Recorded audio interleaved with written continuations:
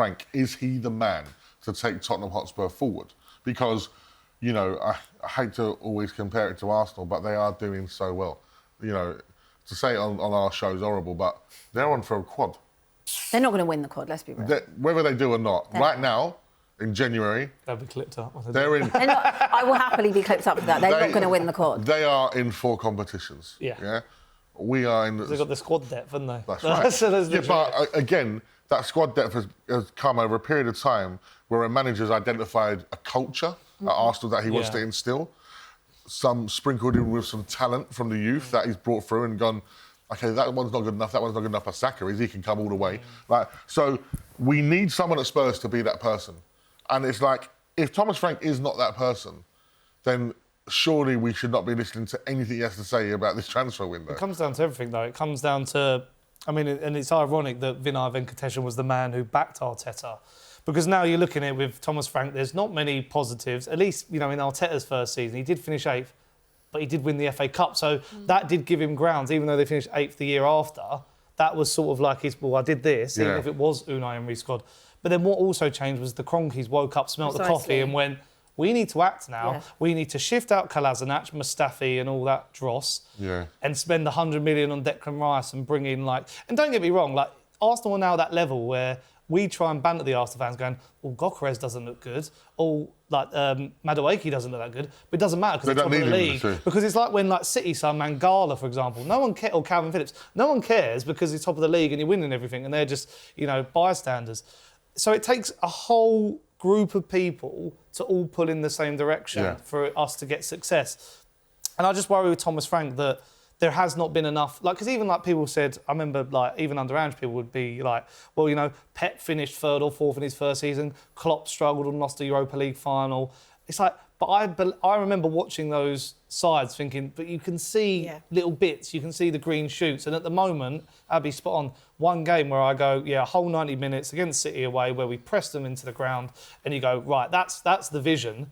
But since then, it's now, you know, losing... It's like... Can we, again, I feel like I'm like the Thomas Frank protector on this show today. But can we ever really have a true understanding of what a Thomas Frank team would look like without those players?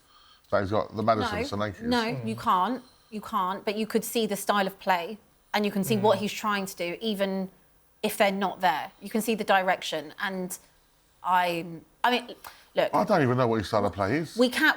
It is pragmatic and it is more counter-attack based and it is a lot more defensively minded. Now, that's the other thing. Like, towards the start of the season, you could see what he... Like, you could see the areas we've improved. We're better at set pieces. We are much better at set pieces. I think we're one of the highest. We are. I think we're just behind Arsenal with that. We were much better defensively. Now, that's dropped off. You've got also no movement and our midfield, you can just straight line pass through. Yeah. And then, obviously, we've got nothing going up front. Injuries, lack of emphasis on being creative. So there's a whole combination of things. So if I was still looking at us and being like, well, we're still better defensively and he has improved us in those and we're not conceding, fine. And I'd be like, all right, it's a bit boring, but we're still getting results. We're you know, in and amongst the top 4 or whatever. And I know there's not many points in it at the moment in terms of the table because everyone is inconsistent. Such a strange season. You know how you were just talking about Arsenal? Like, look at both projects in the last 6.5 years, OK? So obviously they sack Unai Emery. Around the same time, obviously, we sack Pochettino. It is fundamentally down to the investment and the direction of the club. When they had Usmanov, they were going absolutely nowhere fast, and we were in the scales were like this. Now look how much it's flipped. When you've got an ownership in terms of the Cronkies that decided to actually pull their finger out and go and actually back a project substantially, and they obviously saw, like you talk about green shoots, they saw green shoots when it came to Mikel Arteta. Wasn't always rosy for those first 3 seasons, but proper investment to make Arsenal good again. We are kind of in there, when they left Highbury, we are in that stage. Yeah. Now, I always thought there was going to be that kind of little bit of transition from where we were under Pochettino, and then obviously him going and moving to our stadium. There was always going to be that where we might go backwards. But there's backwards, and then they're completely undoing the foundations of whatever's been built in the last 20 years. And that doesn't matter who is in charge. If you're not going to invest properly, if you're not going... I'm not saying... Look, it's hard because, again, we all want to get rid of Thomas Frank, and we're saying maybe you do need time, and you know, we are very reactionary and impulsive, but I don't think this is necessarily impulsive. I think that there is an appointment like this which matches up with the same type of Nuno-style appointment, which ultimately doesn't fit the club. It's not balanced enough. No, I agree with that in terms of you look at the appointments, you think this is just not very Tottenham. Doesn't work. But the one thing I will say is we're talking about investment, and ironically after playing Villa, we're talking about is Jan Lange, right? Oh, don't even talk to me about this guy. Don't even. Over £400 million spent, right? What? This is the thing. So we say there's not been investments, like you said. Spurs will spend 60 million on the player, but they won't spend the wages. Isn't it the same season when we could have had like Grealish and Bruno Fernandes and stuff, and it's like we ended up with the Celso. That's what the problem is. Jedson Fernandes we got instead.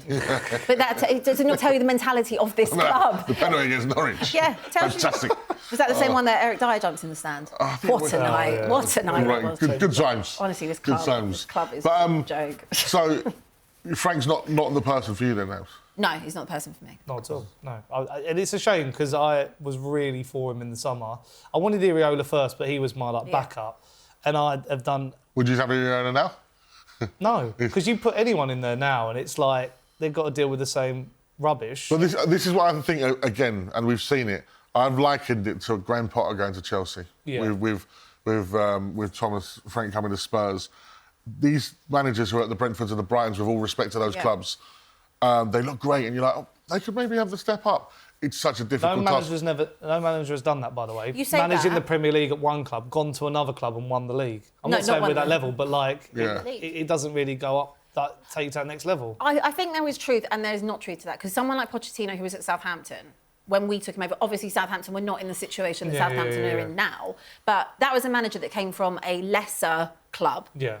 Apologies if you're a Southampton fan me saying that, but a lesser club and then came to Spurs. So the expectation is always going to be lower.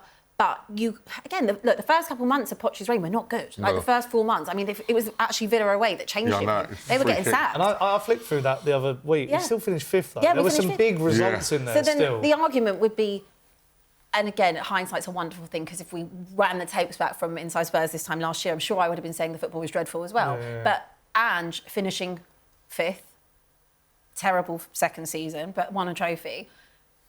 Should the board have stuck with him? Regardless of what I think, you think, what the fan base should think, should they have given the third season based on that? Well, I think the players probably would have, because by the sounds of things, and even seeing Van der Ven's interview that time, when you go through things together as a collective and you're on the inside, don't forget, we're not privy to all the conversations going on behind the scenes. We can only speculate. And perhaps that's why people like Thomas Frank have told us, well, you have a go, because we're not privy to everything that's going on.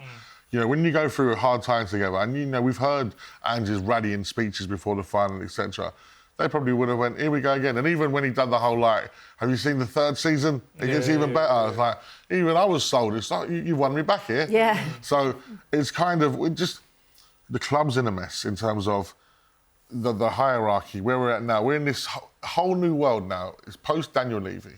It's post Harry Kane and Son.